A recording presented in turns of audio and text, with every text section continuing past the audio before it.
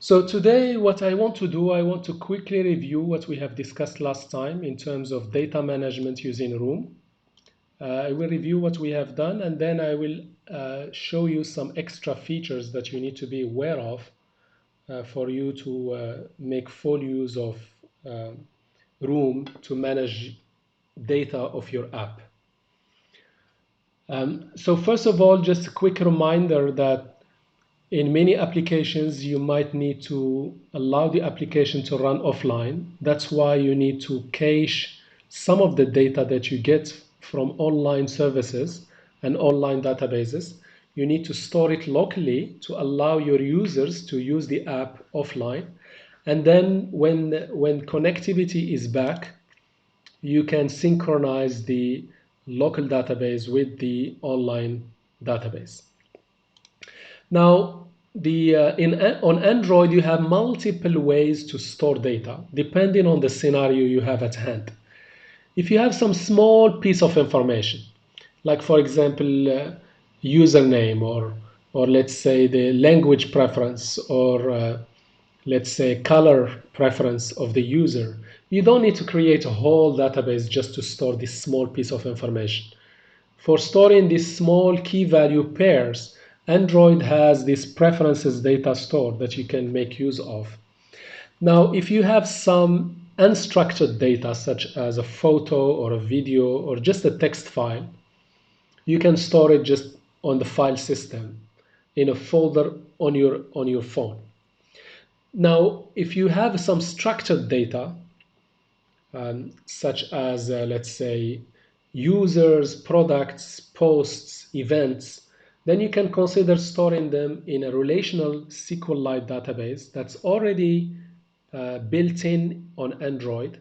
You can just make use of it to store and retrieve your data.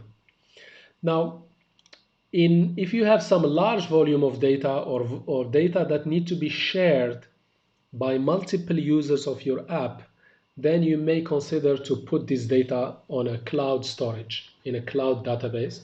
And that's what we will be starting to see from next week, inshallah, in cloud using Cloud Firestore. So these are the four main data storage options you have on Android. Now let's more focus on storing structured data in a relational database. So a relational database is a database system that stores data in tables. And a table simply has rows and columns. And one of the columns is primary key column where the value in that column uniquely identify each row. So each row in the table is uniquely identified by the primary key. Now, once you create your tables and you put some data in these tables, you can read and write to these tables using a query language called structured query language. Very important language, very simple, but at the same time very powerful. And this query language called SQL allows you to do CRUD operation, which is create using insert, read in from your tables using select, updating data in the table using update, and you can also delete data in your tables using delete. So these are the main operations you can do on the data on your tables. Now, to be able to read and write data to your database programmatically, luckily we don't need to directly deal with the complexities of connecting to SQLite database and issuing statements and asking the database to do some work for us. Luckily, the Room library that is part of Android Jetpack that was introduced in around 2017 allows us to easily manage our data on SQLite by simply using annotations. So we can use annotations to actually create the database, create the tables, and do our read and write operations. And the Room will automatically translate these annotations into the actual instructions and queries against the SQLite database. And I will explain this concretely and show demos shortly.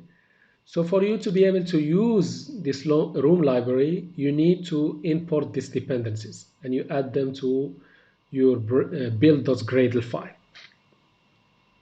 Now, when you will look at room as a library, you will find three major components: entities, data access objects, and room database itself. So let's take a look at each of them. So entities are basically your regular data classes. They are regular data classes that you go ahead and annotate them with @entity, and these data classes will be mapped to tables. So let me show you what I mean here. So in here I have an item class, which is a data class.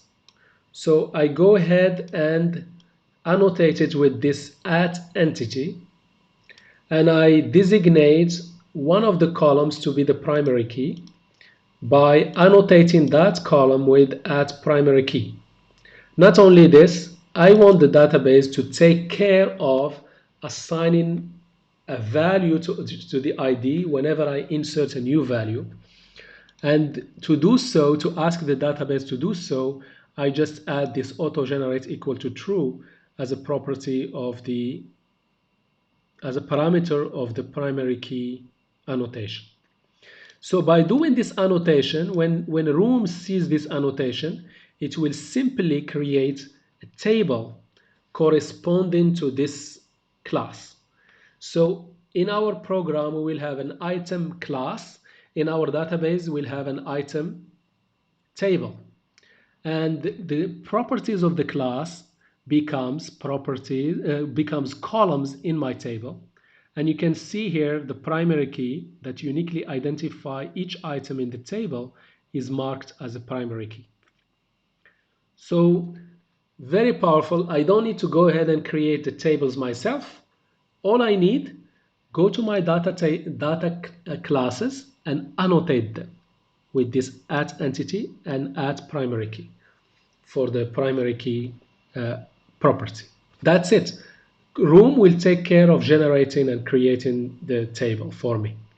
Now, once the table is created, I can start defining read and write queries by simply creating a data access object interface. So let me show you this. For example, here is a small example here. Here is my, let's say, category. Here it is, category. So you can see here, category simply has two attributes or two properties: the ID, which is auto-generated, primary key, and the name. So this is the product category. So this entity will have a corresponding class. So you can see here, I have category class. And here in the database, I have a category table, and the properties of the class becomes columns in my table. Okay? Now, once I have this table here, of course, I can go ahead and query it. So I can, for example, go ahead and say, select star from category.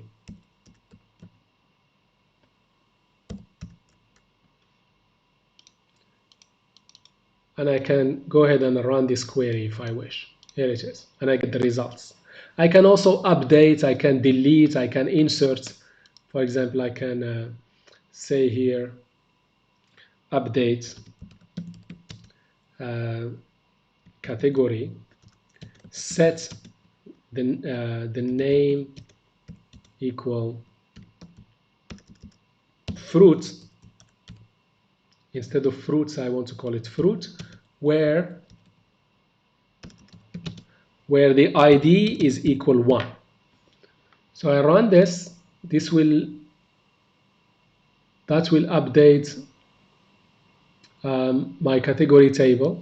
So let me read it again. Read from here. Select star from category. Here it is. I'll run this. That's it. You can see this has changed. Okay. So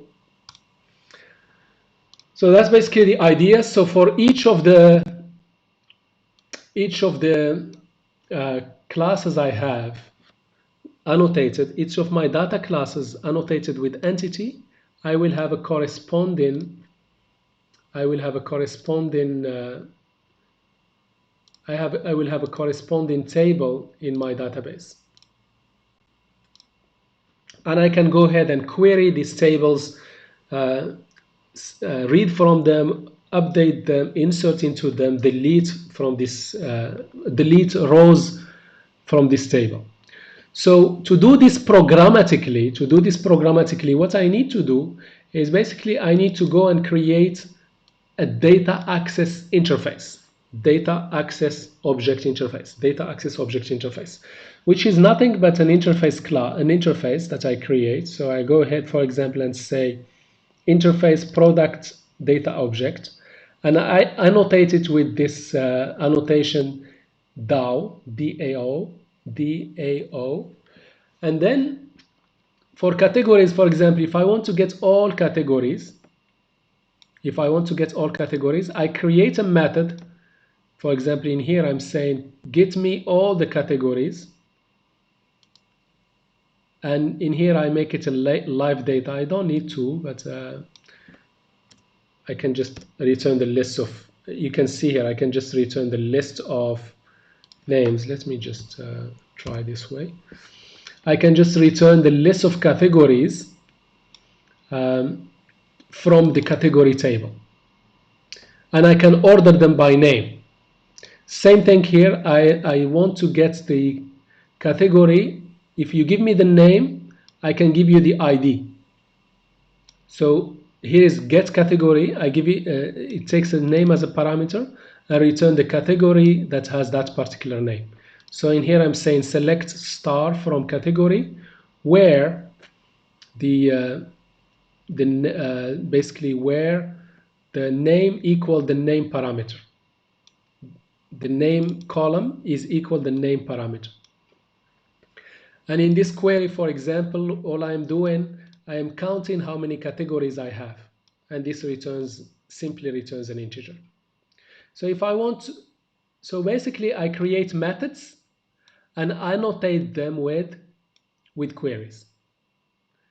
Now if I want to insert, for example, if I want to insert in here, for example, I insert all categories in one go. You give me the list of categories, I can insert them into the database by simply adding this annotation insert. I can also insert one particular category if I wish. So I can say here insert category. It takes one category and basically it inserts it and returns the ID of the newly inserted category. So very simple, but just adding a method and then annotate it with insert. Let me show you another one. For example, for item, I have queries to read the items, and also I can update, I can insert a list, and I can update or even delete. So there are back to the slides. You can see here what I have. In room I have entities, and I have data access object, which are nothing but interfaces that define methods to read and write, and these methods are annotated with select, insert, update, and delete query and delete annotations. And I will be using this data access interface to interact with the database. Yes, please. Someone has a question?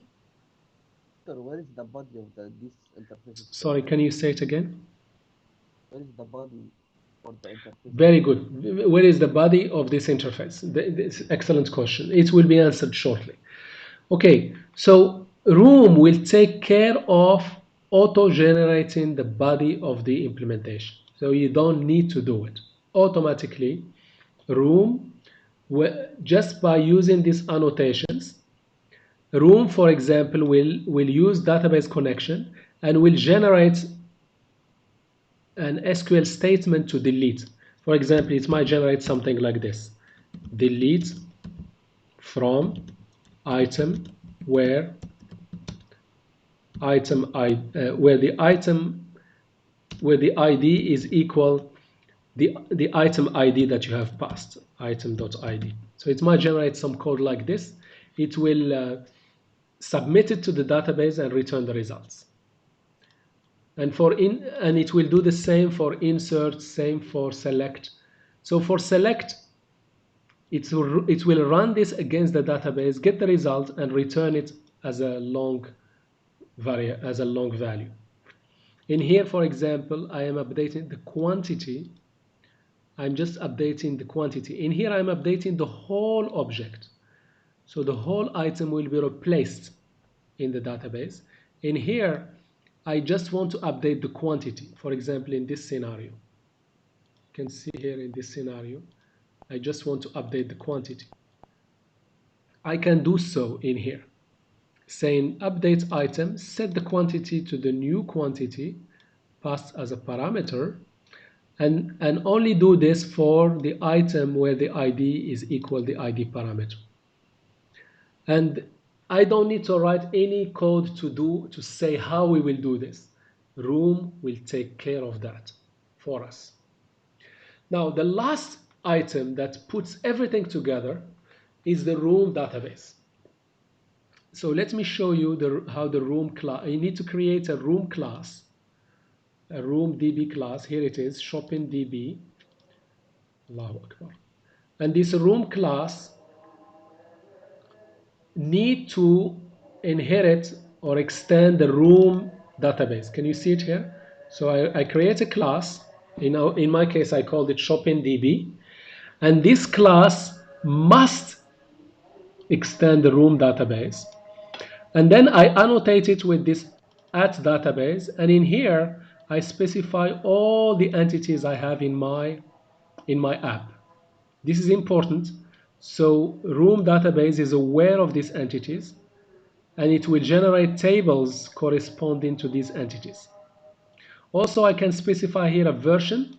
This is important. If you change any of these entities, you need to change the version. So when you run your app next time, the room will destroy your database and recreate it to generate a new database that has the new structure. So just be aware of this. I will show it to you shortly. But for now, for the database class, it's basically a class, an abstract class that extends the room database, and it's annotated with this database annotation. And in this database annotation, we list all the entities in our app. Okay, now you can see here, this will answer your question: how do we get the implementation of each of the data access interface that we have? We just declare them as abstract methods in our shopping DB. And you see here in my repository, what I'll be doing when I start my repository, I'll ask, please give me an instance of the database. And then please give me an instance of the item data access object, and give me an instance of product data access object. Now remember, as a developer, I only created an interface. And interface, of course, does not have the implementation. But by asking the database, please give me an instance of the item data access object, the database class will auto-generate the implementation. So that's why in our database class we need to have a method for each of our data access interfaces. See here, these are interfaces. I never implemented them. I don't need to. All I need to do for the magic to really work, I need to basically, in my database class, I need to have a get method, an abstract get method for each of my item, for me, each of my DAOs, each of my data access objects. Just by having this line here, and when somebody calls this function, the room database will generate the actual implementation. So that's basically the idea. So before I move forward, let me just undo some change I did here. This is my category product DAO. Let me just, I think this is expected as live data. I will explain this later. All right, so just to make this happy, hopefully it is happy now. Yeah. Okay, so back to my shopping DB. So To mark it as suspend as well. yes, yes. I think it No, was not suspend. I need to remove the suspend. Oh, If it is a live data, you don't need to suspend. Okay, now it's happy. Thank you. Okay, so back to this. So my shopping DB class is is an abstract class. It sounds a little bit scary, but it's almost copy paste in any project is almost the same implementation. I have it an abstract class. I make it extend the room database, and inside it, I annotate it with at database, and in the annotation, I specify all the entities in my app. Then inside this shopping DB, I have a method to return each of my data access objects. This is important because the shopping DB will be the access, the entry point. This is the door to access my database. So for my shopping DB, I get access to the item DAO to read and write items, and I get access to the product DAO, product data access object, to read and write products. Now, because this class is expensive and also I don't need many instances of it. I only need one instance for the whole application because this object instance of shopping DB will have a connection to my database. I don't need so many connections. I only need one connection and I can reuse it whenever somebody wants to access the database. So that's why I need to make this shopping DB a singleton instance. Singleton means in the whole app. How many instances I should have? Only one. Now in Java you could have done this by using static keyword, and this will make sure that you have only one instance of this object in the whole app. But in Kotlin we don't have the static object, the static modifier. We need to create a companion object. So, and this companion object will declare an instance of the shopping DB. Initially it will be null, and then if somebody calls get instance, we will go ahead. If it's null, which means nobody has called this before, this is the first time it is called, this is where all the magic happens. I'll go ahead and say, please build for me a database. And this database should be called shopping DB. If the database already exists, just connect to it and return me connection to that database so I can start interacting with it. If the database does not exist, go ahead and create it. And you might be wondering, how does the database work out, which tables to create, and what are the columns of the tables? The answer is here. When this class already knows all the entities in my app, so it will go ahead and create a product table, category table, item table, and user table. As you can see here, it will go ahead and create all these 4 tables.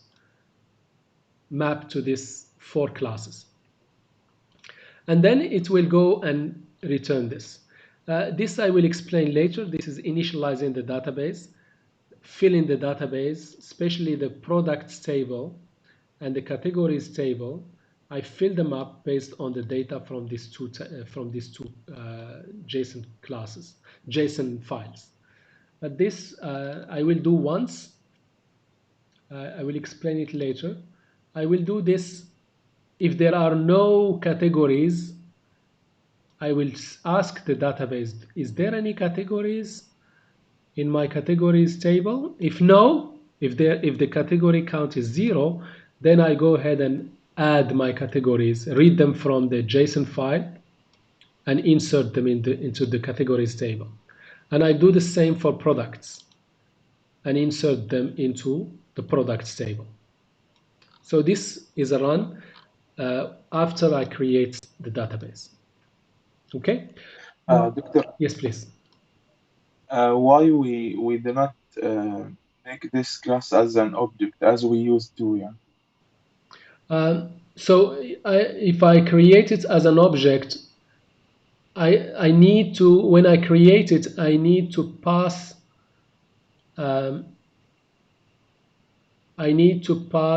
what is it? I need to pass this to it. Let me see. No, it cannot be an object. It must be an abstract class to allow the room to do its magic. This is a must. This is like for room to do its code generation magic. This cannot be an object. This will not. Okay. This will not work. The whole thing will not work. So it expects this to be a class, not abstract. It must be a class, and it must be an abstract class, which is a good question. Very good question.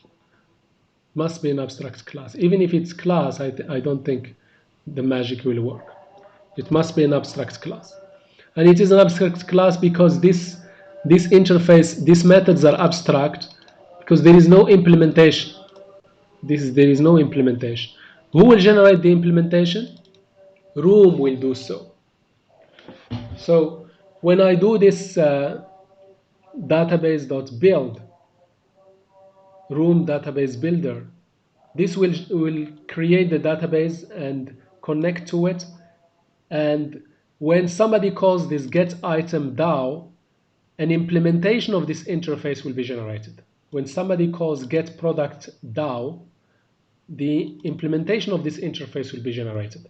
So to allow room to do its code generation, that's why we created this we must create this as an abstract class.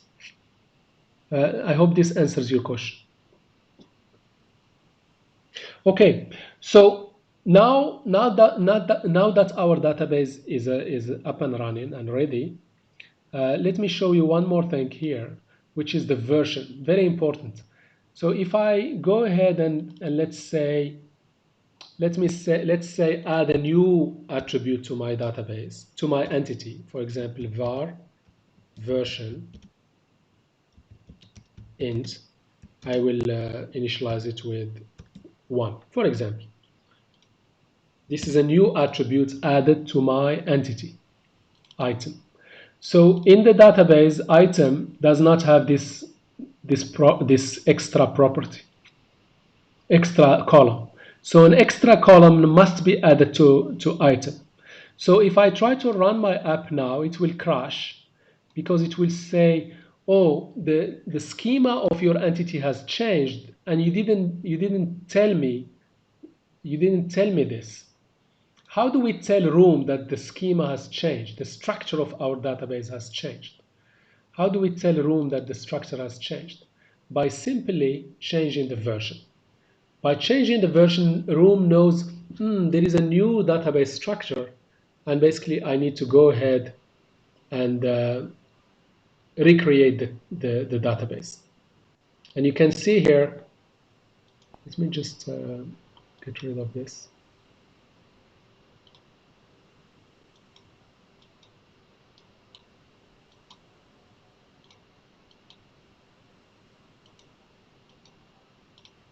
Okay, so if you can see here, you will get this error very often. As you will see, as beginner, you will get this error. Looks like you changed the schema but forgot to update the version number.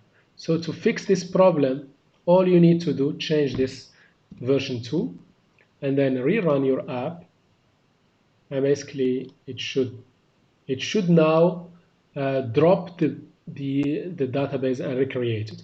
And it is dropped and recreated by this method here, fallback to destructive migration. Now, I didn't want to cover migration from one schema to another because it's already getting too complicated. But in our case, I just dropped the database and rebuild it. So to do so, I just call this built-in method um, to say if the database exists and the version number has changed, go ahead and destroy it and rebuild it again. And you can see here my database is now rebuilt, and you can see the new version here is added to match my entity. You see my entity item here, it has version, and here we have version. Yeah, so I hope it's clear. So what I have here in this app that I have significantly changed, just to give you a full example, end-to-end example. So I have here a shopping item, and what this shopping item allows me to do, the shopping list app allows me to do, I can basically go ahead and select the category of products, let's say fruits, and I can select the fruit I want, the quantity I want, and go ahead and add it.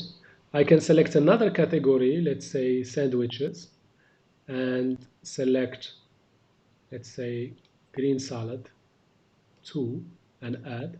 So I have a category. Whenever this category change, I get different lists of products. Snacks, chocolates, 10, add. And then finally, I'll get some vegetables.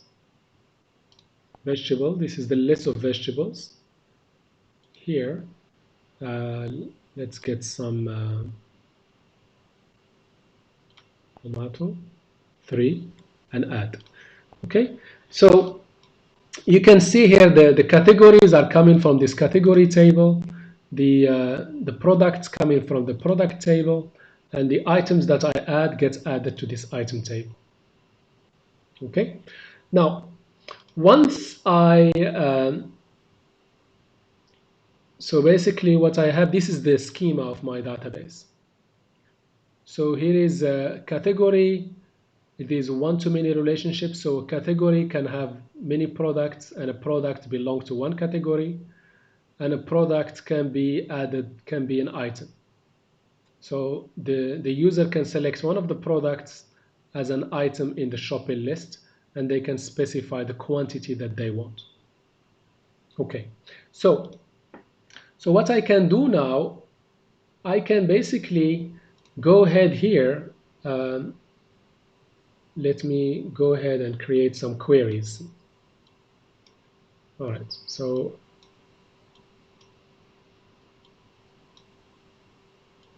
here is my query.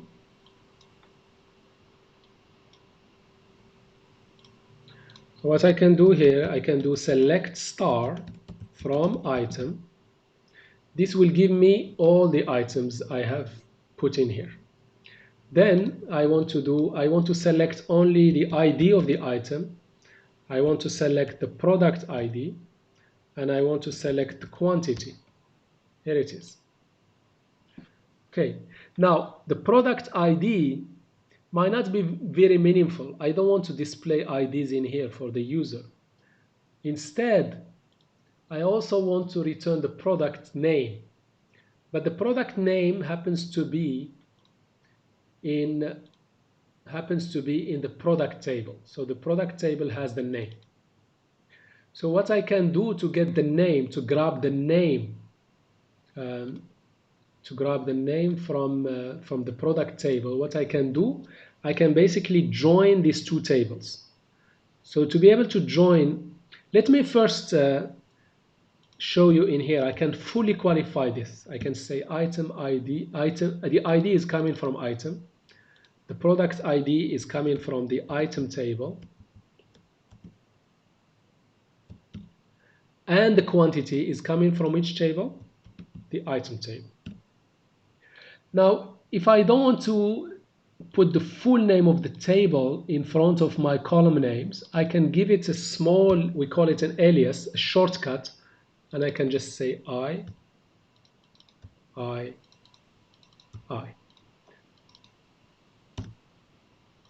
This one is, what was it? Product ID.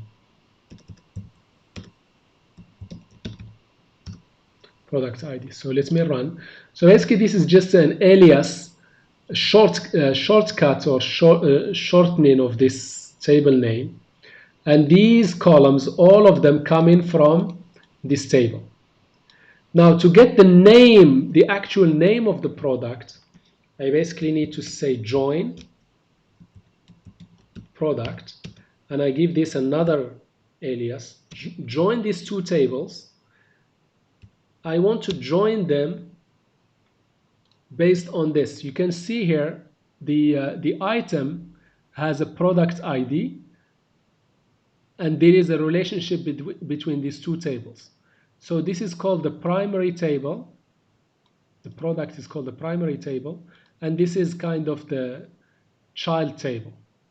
So for each product, I have one item. So I link them, I can join them based on common key. You can see here product ID is repeated in the item, is mentioned in the item, and I can make use of it. As you can see here, let me just show you. So this product ID here is connected with this ID in this product table, and I can do a join to read from both tables.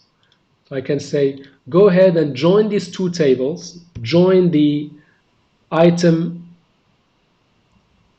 product ID, join the item product ID with the product.id.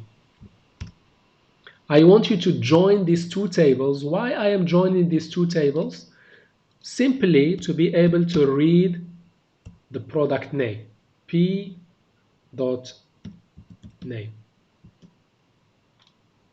To be able to read the product name, I'm joining these two tables. So now if I run this, I get the product name. So the product name is coming from the product table, and the product ID is coming from the item table. I also want to get the image of the product. So I can say here p.image.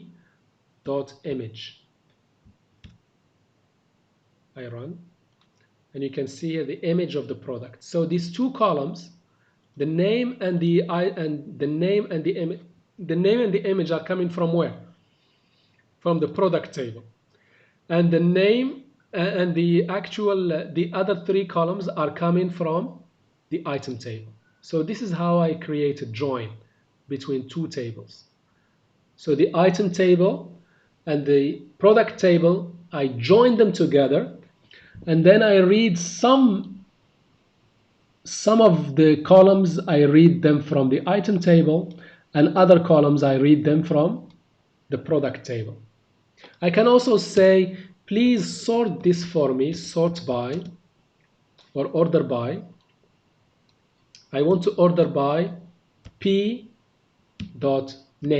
I want to order the results by the name of the product. And take a look, everything is ordered by the name.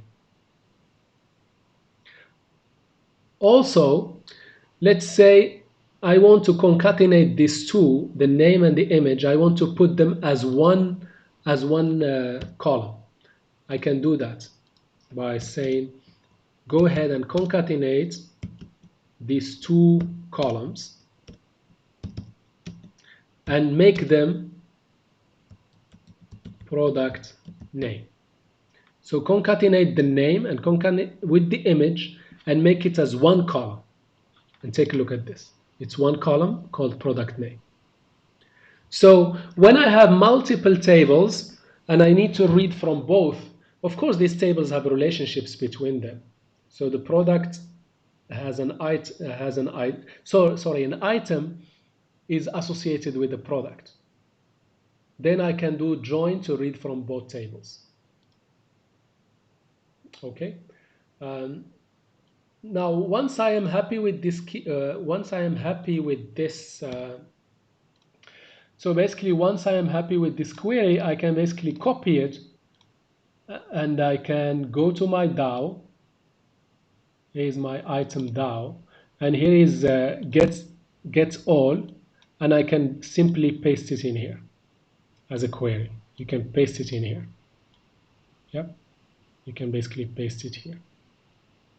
Once you are happy with it, you can paste it, and then in here, what I want to say. In here, I'm returning a live data. This is so powerful. Let me just show you what's happening here. I ask Room, please go ahead and run this query, return me the results. Not only this, keep watching the item table. Whenever it's changed, let me know if it changed. Just by doing this simple line. So let me show you what's going on here. If I go to my inspector and go to the products table or the items table, here's my items table. Take a look at cherries. How many items in cherries? We have 10. Let me change it here in the database to 20. It gets auto-updated on the UI. Can you see it? Let's say green salads. I want 5. You see here it became 5 in the UI. This is achieved by super simple returning a live data from your query. So instead of doing it this way and making it a suspend function, yes, this will return you the list of items, no problem. It will return you the list of items. But if the underlying item change, for example, if you synchronize your table with the online database, your UI will not change. Your UI will not detect the change.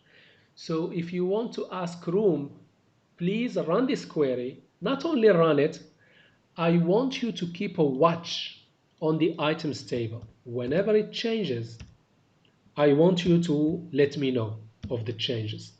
Return me the new results of this query. And you don't need to make it as a suspend because live data is already asynchronous. And this will return you the results, and keep a close eye on the items table. Whenever it changes, new results will be communicated to you, including insert. Take a look at this. If I come here,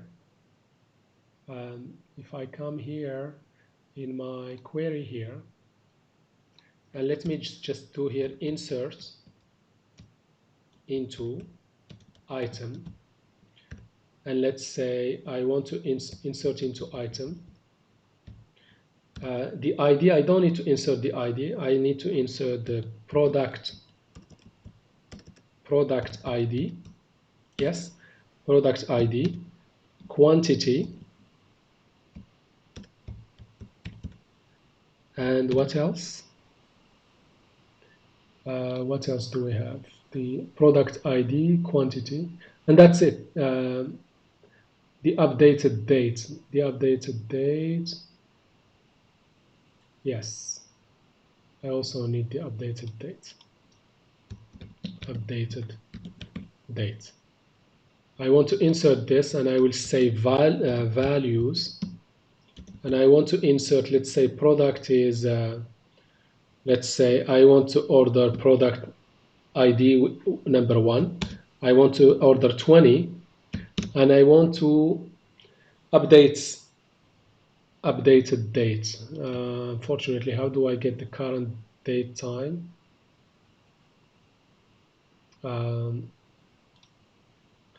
Unfortunately, I need to just steal it from here. I think it was date all capitals. No, no, and no, it won't work. It stores it as a long number. It stores it as a long number, no problem. So if I do yeah, this, the watch this. timestamp is. Yeah. Yeah, the SQLite does not have a date column. It stores it as a long integer number. So watch this right side once I insert this item. So let's go ahead and insert. An error happened. The version, yes, I also have the version, and then 1. And let's run. So you will see here when I run, you see here 1 is added, and it's 20. You see it?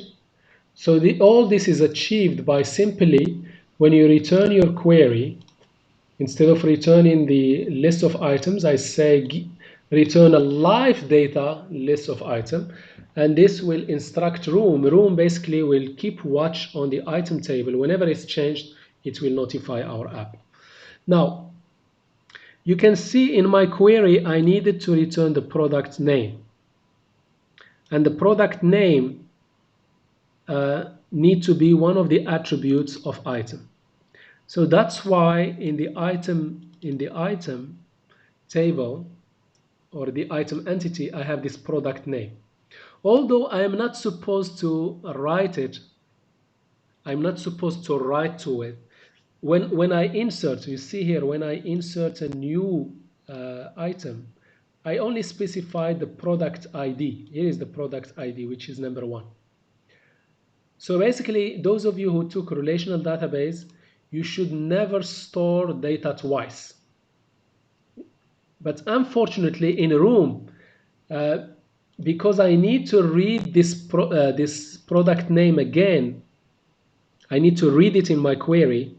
It needs to be one of the attributes of item. So I mention it as one of the attributes of item. Although there is a way to say ignore. I don't want to store this in my database. But if I put this ignore, unfortunately, when I read it in my query, the database also ignores it in a reading. So I think Room, in fact, I will be sending a request to this Room team to address this hopefully in the future. So it would be nice if they provided ignore. I don't want to write, this is good, I don't want to write this, but unfortunately it does not read it as well from my query. So the workaround is that I have this product name in my table. I have the product name here, but those of you who took database, this is wrong. You should never store data twice. The product names should come from the product table. But in here I have no other choice but to store it to keep things simple. It is stored, but it is always null. It's as if it doesn't exist. I ignore it. I don't really make use of it. So this part is a little bit confusing, but hopefully you will get over it. So let me try to explain it one more time. You see in this query, I get all the items, details, plus I get the name of the product. From where I get the name of the product? From the product table.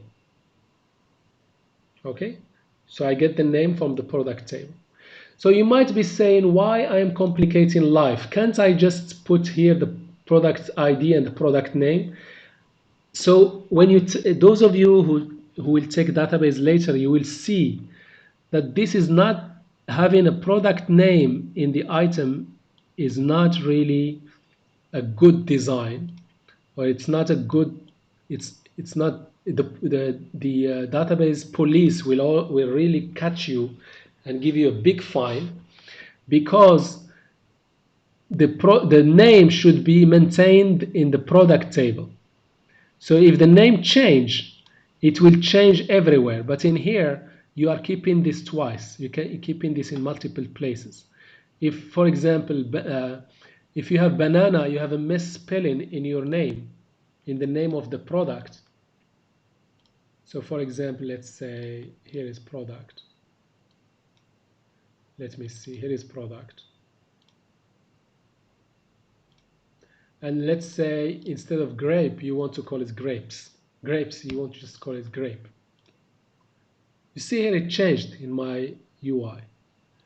So you don't want this name to be stored in multiple places because you don't want you want to, if it change you want to change it in one place. So that's why it is very important. If you want to read this name, you should read it from the product table and not from the item table. And you can see here the power of room. Take a look at this. This is grape. If I change it in the underline table, grapes, it will also change here automatically. So But we created in the item table, we created the row name just because it's an attribute of the class item. Because it is an attribute. Yes, it is I made it an attribute of the item to be able to read it in my query. Ideally, it should not be stored. Ideally, it should never be stored in the item. But unfortunately, if I say to room, please go ahead and ignore this and don't store it, let me show you what will happen. If I say don't store it, let me now, you see I've changed the database now. So I need to increase the version. Yes, here is the version increased, or change the version, let's say 3. Let me rerun this. If I ask room, this one is only for reading, I don't need it for writing. Unfortunately, room will just ignore it. Let me see what's going on here.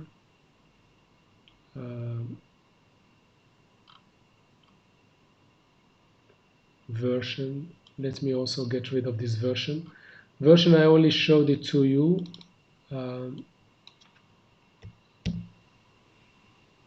Okay, so let me run this.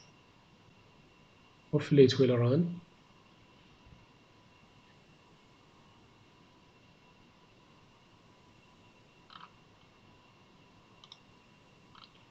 Okay.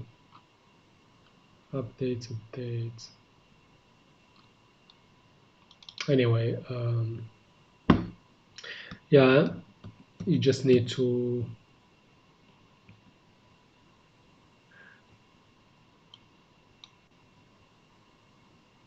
let me not confuse everybody. Let me just get rid of this one. So basically, it's a bit tricky to explain. So I need it in my query. In my query, you can see here I need this product name, and when the query returns, I store this name in the item.product name. So ideally, I wished if this product name is not really stored in my item table. Ideally, in the ideal scenario, this should not be here. But unfortunately, Room has a limitation. If I want to read it, it must be part of the table. Even if I mention it in the query, you can see here, I mention it in the query here. I mention it.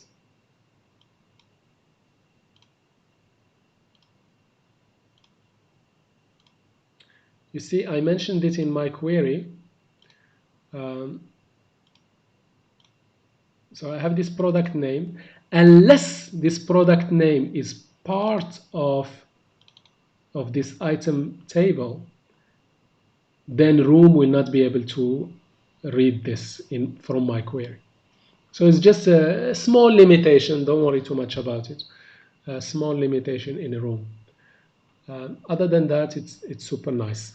So last thing I want to show you is if I have, let's say, if I have a column here. Here's my column here. And let me just show you super quickly. I'll explain this and let you go. Here it is. Let me now just try to run my app, or even build. I don't even need to run it. Even if I try to build it, it will say to me,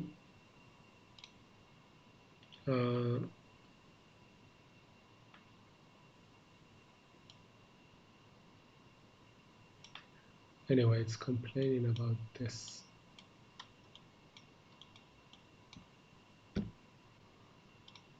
Okay, rebuild. So we're trying to rebuild my project. And basically this will fail because in SQLite, they don't have support for date data type. They only have integer, string, simple types, but not date. So when I compile my program, Room will say, you're trying to store this column of type date, but Room is not able to do so. So basically, to solve this problem, let me first show you this problem. The build is taking a long time. To solve this problem, you create what is known as a converter class. So you basically teach Room, you will teach Room. Okay, let me see if the...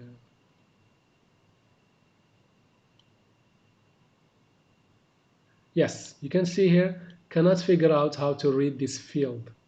I cannot figure out how to save this field. Can you see here? Why?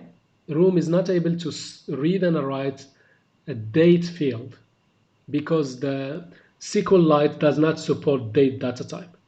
So whenever you encounter this issue, you need to create a converter that will convert your your date from a date to a long integer.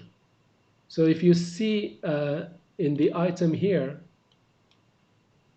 you can see the actual date is stored as a long number here. So you need to create a converter, type converter, that converts from date data type to a long integer, and vice versa. So when you want to write to the database, you convert from date to a long integer. And when you read from the database, you convert from a long to date. Okay? So here is how you do it. So what you do is you create a type converter. Very simple. It's a class that has, like in this scenario, it has two methods.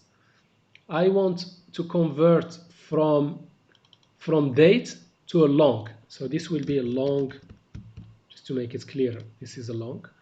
And here I want to convert from long to date. And this is how it is done. So when I want when a column of type date wants to be when Room wants to write this column of type date, it will convert it to a long by doing time date.time. This will convert it to a long integer. And when it reads it from the database, it will read it as a long, and then it will auto-convert it to a date using date, and you pass this long variable as a constructor.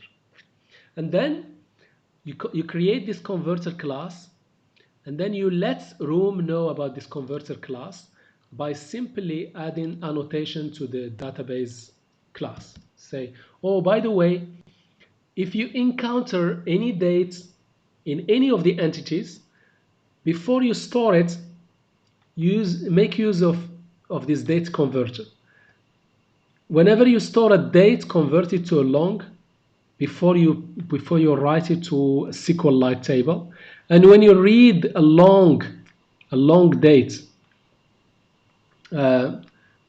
please go ahead and convert it to a date.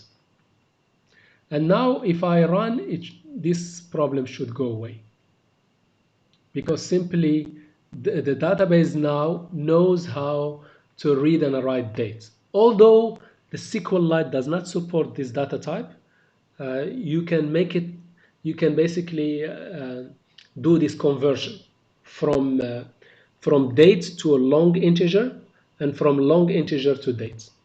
So from date to long integer when writing, and from long integer to date when reading. And Room is smart enough to make use of this. All you need to do, just tell it. Just make Room aware of this, and it will do it for you very nicely. Okay, I think this is what we have time for. So I hope it's somewhat clear. So please go through these slides very carefully. Take a look at these examples, and then you will go to the lab. You will definitely practice this. Inshallah, you come back next week, and I will do another revision and address any understanding gaps you might still have. So although with Room it simplifies a lot, but still, because it's a new topic, it might take you some time to really grasp. But with some effort, you will definitely get there. So it's only 20 slides, but it's very condensed. It has a lot of information. So please go through it, and next time we'll discuss it further. So go through the slides, go through the example, do the lab. You come back next week, you should be in a better shape.